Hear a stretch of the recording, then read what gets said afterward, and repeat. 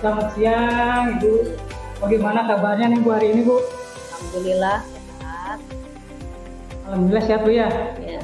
Ibu mohon maaf nih mengganggu waktunya, dan kebetulan saya ingin ngobrol sama Ibu, berbincang-bincang. Jadi mohon untuk sedikit waktunya Ibu ya, terkait dengan ada tugas dari kita ya Bu ya, mengenai demokrasi kontekstual, di mana saya harus wawancara dengan kepala sekolah. Ibu, mungkin selama ini Ibu dari jabatan kepala sekolah ini terkait ada beberapa studi kasus yang pernah dialami sama Ibu. Mungkin apakah pernah mengalami Bu tentang studi kasus yang berhubungan dengan dilema etika Bu? Oh, iya. Pernah. Ya. Kalau pernah, mungkin boleh dong diceritakan Bu ya, seperti apa ini kejadiannya? Baik. Ya. Pertama kali Ibu diangkat jadi kepala sekolah ya, di SD Jatiraga 1 ini. Ternyata di SD Jatiraga 1 ini masih kekurangan guru, ya, masih kekurangan guru. Sementara pemerintah itu tidak membolehkan kepala sekolah untuk mengangkat guru ya, ataupun guru honorer itu. Maka di sana terdapatlah dilema bagi Ibu sebagai kepala sekolah ya, antara Ibu harus mengangkat honor dengan kebijakan pemerintah yang tidak boleh mengangkat honorer.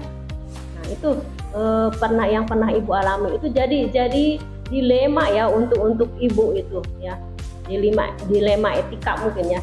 Jadi bertentangan antara keinginan dengan keputusan di atas gitu. Ya, berarti kasusnya seperti tadi Bu ya, kalau diidentifikasi berdasarkan kasus yang tadi sudah dialami Bu ya, antara di sisi lain kita membutuhkan Bu ya, tapi di sisi lain ada yang melarang. Nah, kasus tadi kalau diidentifikasi itu sudah merupakan termasuk ke dilema etika Bu ya? Iya, bisa.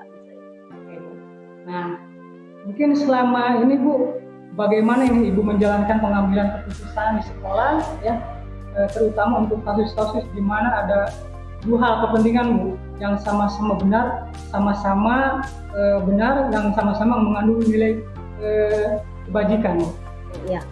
Nah, dari kasus yang tadi ya, itu Ibu sebagai kepala sekolah itu tentu harus mengambil kebijakan ya, harus memutuskan sesuatu yang yang bijak ya untuk semuanya ya. Maka di sini dalam dilema ini, karena menurut Ibu dengan mengangkat guru honorer ini adalah suatu hal yang bijak, suatu hal yang baik, demi kekondusifan sekolah di SD Jatiraga 1 ini. Sementara emang aturan dari pemerintah itu tidak boleh kepala sekolah mengangkat ya. Maka di sini saya sebagai kepala sekolah itu mencari data ya, mengumpulkan fakta-fakta, kemudian siapa-siapa yang akan saya hubungi ya. Kemudian sebelum memutuskan mengangkat atau ya mencari honorer itu, maka kami itu berkonsultasi dengan pihak-pihak yang bersangkutan. Nah, kemudian Bu, ini langkah-langkah atau prosedur seperti apa nih yang Ibu lakukan waktu itu? Oh iya, ya. Karena emang waktu itu kebutuhan guru itu sangat mendesak ya, sangat urgen. Karena 2 kelas itu emang tidak ada gurunya ya. Sementara kepala sekolah harus terus masuk ke kelas ya, harus mengajar. Sementara kan kepala sekolah itu banyak juga tugas-tugas yang lainnya. Nah, karena itu maka kami pertama itu mengadakan pendekatan dulu ya dengan komite sekolah. Kita berdiskusi, berbicara bagaimana langkah untuk SDN Jatiraga 1 ini supaya pembelajarannya tidak terhambat, kemudian sekolahnya tetap kondusif. Kemudian kami juga berdiskusi dengan ketua PGRI, dengan ketua K3S. Nah, untuk mencari solusi itu ya, bagaimana ini SD Jatiraga 1 ini emang tidak ada guru ya, tidak ada guru. Sementara yang honor itu sudah ada yang mau, tapi dari pemerintah tidak boleh mengangkat. Nah, itu akhirnya kami itu mendapatkan kesepakatan dengan berbicara bersama, ya silahkan aja katanya mengangkat honor, tapi bukan dengan SK kepala sekolah waktu itu, iya. Jadi SK-nya dengan SK komite sekolah. Nah itu, ya alhamdulillah berarti tahun itu kita mengangkat 2 honorer dengan SK-nya dari komite sekolah. Luar biasa sekali Bu, langkah-langkah sudah ditempuh ya. Berarti sebelumnya sudah koordinasi dulu ya Bu ya, dengan ke PGRI Bu ya, kemudian K3S juga. Ya. Nah kemudian Bu, hal-hal apa saja yang selama ini Ibu anggap efektif dalam pengambilan keputusan, terutama dalam kasus-kasus yang seperti tadi ini? Oh, yang kasus tadi gitu ya. Berarti yang pertama itu yang saya anggap efektif itu adalah pertama itu siapa-siapa dulu yang terlibat. Ya, siapa-siapa dulu yang terlibat itu saya dekati, ya, kemudian permasalahannya itu apakah mendesak atau tidak, ya, sangat dibutuhkan atau tidak. Nah, ini karena kasus yang Ibu hadapi sekarang ini emang kasusnya itu mendesak. Karena apa? Karena melibatkan murid ya, sementara sekolah itu bisa berjalan ya dengan adanya guru agar murid-murid tidak terbengkalai dalam belajarnya ya. Jadi untuk itu kami yang lebih efektifnya itu kami mengumpulkan semua pihak-pihak yang terlibat ya sebelum mengambil keputusan itu ya sebagai alternatif solusi ya yang diinginkan. Nah tentunya Bu, dalam pengambilan keputusan itu pastinya mempunyai ada tantangan Bu ya.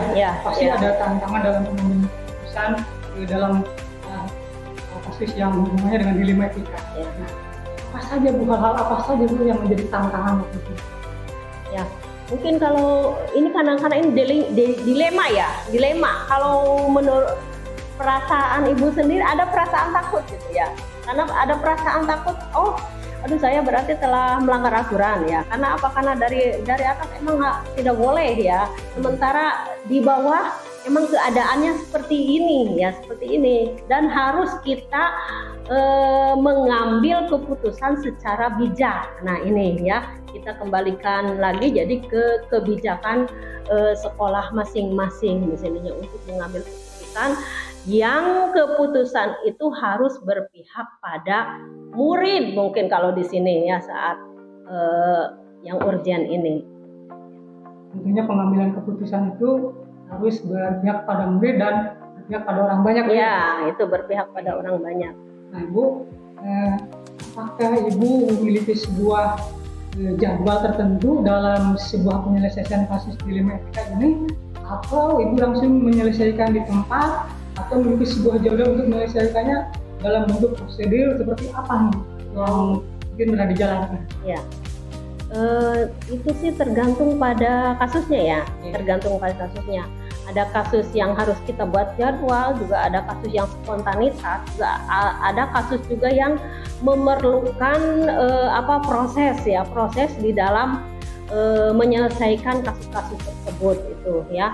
Jadi kita bisa menganalisis dulu masalahnya, kemudian kita mempertimbangkan bagaimana solusinya, kita bermusyawarah, kita mencari pihak-pihak yang bersangkutan dengan masalah-masalah ini. Jadi tidak terjadwal secara tertulis gitu ya. Nah, kemudian Bu, tentunya dalam pengambilan keputusan dalam posisi dilema ini ya Bu ya, Mungkin adakah seseorang atau faktor-faktor yang mempermudah atau membantu ibu dalam pengambilan keputusan ini? Tentu saja ya. Karena apa? Karena ibu tidak bisa memutuskan sendiri ya hal-hal itu, apalagi ini melibatkan orang banyak, melibatkan siswa. Tentu saja ibu harus berkonsultasi ya dengan pihak-pihak tertentu yang terlibat. Terutama kalau di sekolah kan kita punya komite sekolah, kemudian ada organisasi ya, ada PGRI, kemudian ada K3S. Nah di sana kita bicara. Ya lebih ke atasnya mungkin kita berkonsultasi dengan dinas pendidikan gitu.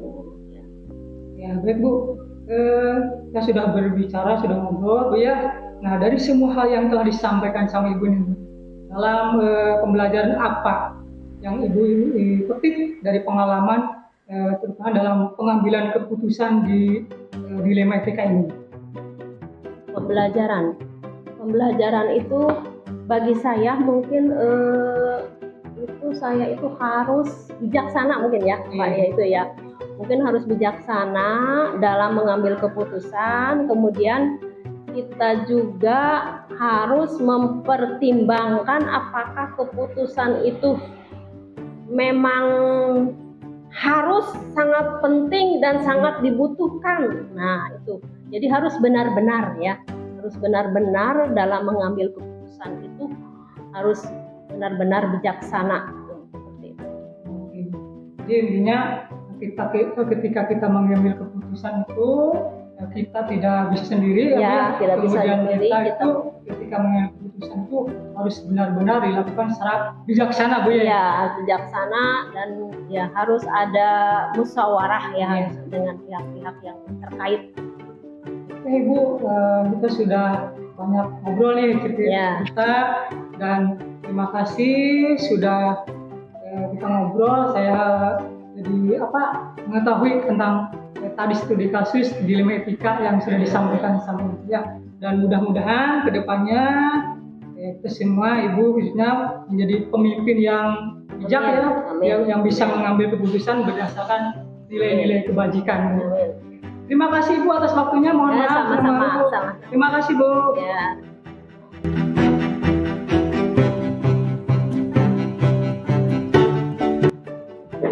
Assalamualaikum Ibu Kepala. Waalaikumsalam warahmatullahi wabarakatuh. Bagaimana nih kabarnya hari ini nih? Alhamdulillah baik.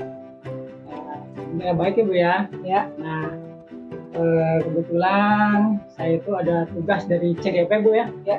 Untuk melaksanakan wawancara Ibu Kepala ya. Nah mohon izin minta waktunya sedikit untuk ngobrol-ngobrol, berbincang-bincang Bu ya, terkait pengambilan keputusan yang hubungannya dengan dilema etika.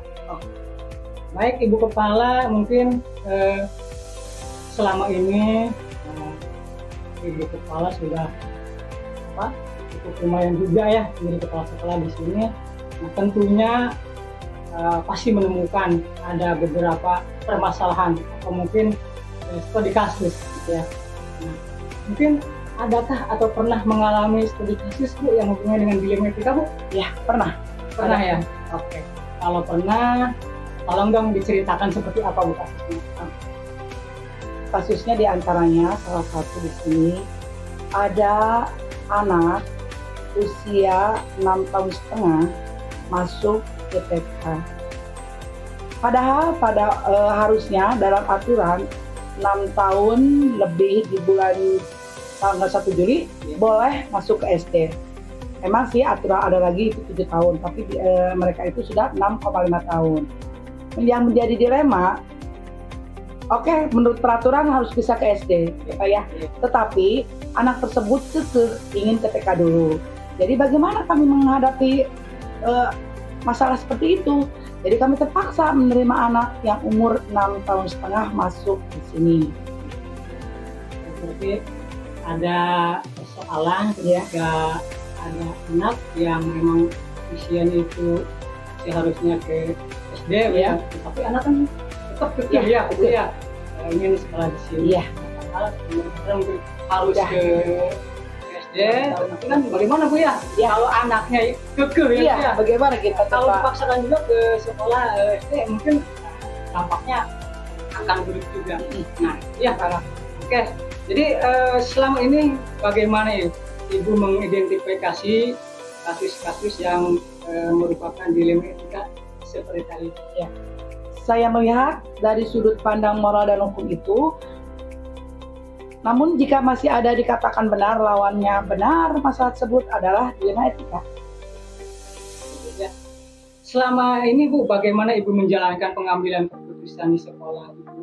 Terutama untuk kasus-kasus di mana ada dua kepentingan yang sama-sama benar atau sama-sama mengandung nilai kebajikan. Iya. Selama ini saya itu melakukan identifikasi kasus dari berbagai sudut pandang, kemudian menimbang secara matang mana yang paling benar dan keputusan tersebut menguntungkan banyak orang atau banyak orang ya, dan tidak merugikan kepada banyak orang. Intinya keputusan yang kita ambil itu harus berpihak kepada orang banyak. Bu. Iya, betul. Oke Bu, mungkin nih langkah-langkah atau prosedur seperti apa yang bisa Ibu lakukan selama ini? Kita mencoba untuk menentukan penyebab permasalahan tersebut, ya, Pak. Bagaimana menentukan siapa yang terlibat di dalamnya, juga menanyakan kepada orang-orang yang terdekatnya. Bagaimana kita berdiskusi dengan warga sekolah, membuat beberapa solusi atau keputusan, menimbang lagi dari berbagai sudut pandang sebelum memutuskan atau mengambil solusi tersebut. Jadi sebelum mengambil keputusan itu dipertimbangkan dulu ya Bu ya. Nah kemudian Bu, nih hal apa saja yang selama Ibu anggap efektif nih dalam pengambilan keputusan pada kasus-kasus seperti dilema etika ini? Saya melakukan analisis tersebut, kemudian menentukan solusinya menyesuaikan dengan peraturan yang ada. Itu mungkin solusi dari kasus itu. Nah kemudian Bu nih hal-hal apa saja yang selama ini merupakan menjadi sebuah tantangan menjadi sebuah tantangan dalam pengambilan keputusan, tentunya pada kasus-kasus yang berhubungan dengan dilema etika. Iya. Tantangannya dalam mengambil keputusan itu adalah mencari keputusan yang terbaik karena keduanya itu merupakan masalah yang sama-sama benar. Ya, maksudnya sama-sama benar itu kan masuk ke sini lagi mana benar, ke SD juga benar. Jadi kita harus memutuskan seperti itu. Mengambil dari yang terbaik Dia mengambil keputusan yang terbaik untuk kita. Nah, apakah Ibu memiliki sebuah akal atau jadwal ya Bu ya tertentu dalam menyelesaikan atau mengambil sebuah keputusan dalam khususnya kasus dilema etika? Apakah Ibu langsung menyelesaikan di tempat Bu ya, atau memiliki sebuah jadwal untuk menyelesaikannya? Bentuk atau prosedur seperti apa sih yang Ibu jalankan? Ya. Untuk memutuskan masalah tersebut, kalau yang ringan biasanya langsung dikerjakan, ya Pak, langsung di sana. Keputusan itu, jika masalah itu berat, saya melakukan langkah-langkah yang akan diambil nanti untuk selanjutnya. Jadi sekiranya kalau memang itu masalahnya kecil bisa dilakukan di sana juga. Tapi kalau memang itu berat, bisa menjadwalkan dan untuk dikomunikasikan, serta ditemukan secara bersama Bu ya. Nah Bu, kemudian ini adakah mungkin Bu ya seseorang atau faktor-faktor apa yang selama ini mempermudah atau membantu Ibu dalam mengambil keputusan, khususnya dalam kasus seperti dilema etika seperti ini? Biasanya saya selalu mengajak kepada warga sekolah atau wali murid, di antaranya orang-orang yang punya kedekatan personal dengan orang yang mengalami masalah tersebut. Jadi mungkin banyak yang membantu dalam mencari solusi tersebut atau alternatifnya. Tentunya kita sebagai pemimpin untuk mengambil sebuah keputusan tidak bisa sendiri ya Bu ya? Betul, harus dikomunikasikan, harus berunding. Harus berkolaborasi. Betul, kolaborasi. Di antaranya dengan wali murid. Mungkin ada faktor-faktor apa nih yang selama ini mempermudah atau membantu Ibu dalam mengambil sebuah keputusan dalam kasus-kasus seperti kasus dilema etika? Pelajaran yang bisa kita ambil diantaranya itu lebih bijaksana dalam menganalisis sebuah permasalahan. Itu seperti itu ya Pak ya. Untuk dijadikan pertimbangan menentukan solusi yang tepat dan terbaik untuk masalah ini. Artinya dalam pengambilan keputusan itu tetap Bu ya harus Ya. dipertimbangkan Bu ya. Betul.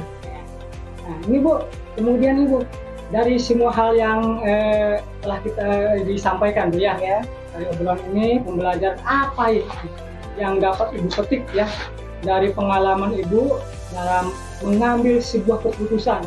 Ini khususnya tentang yang berhubungan dengan kasus dilema itu tadi.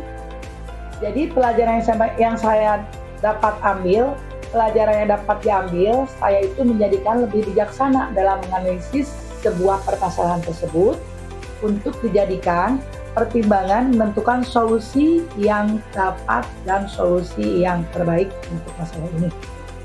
Jadi artinya ketika kita mengambil keputusan, tetap harus mempertimbangkan bagaimana keputusan itu diambil dengan bijak Bu ya. Oke. Dan mempertimbangkannya Bu ya. Siap. Tentunya keputusan itu tidak serta-merta kita mengambil keputusan sendiri Bu ya, tapi didasari dengan bagaimana kolaborasi, bagaimana kerjasama Bu ya.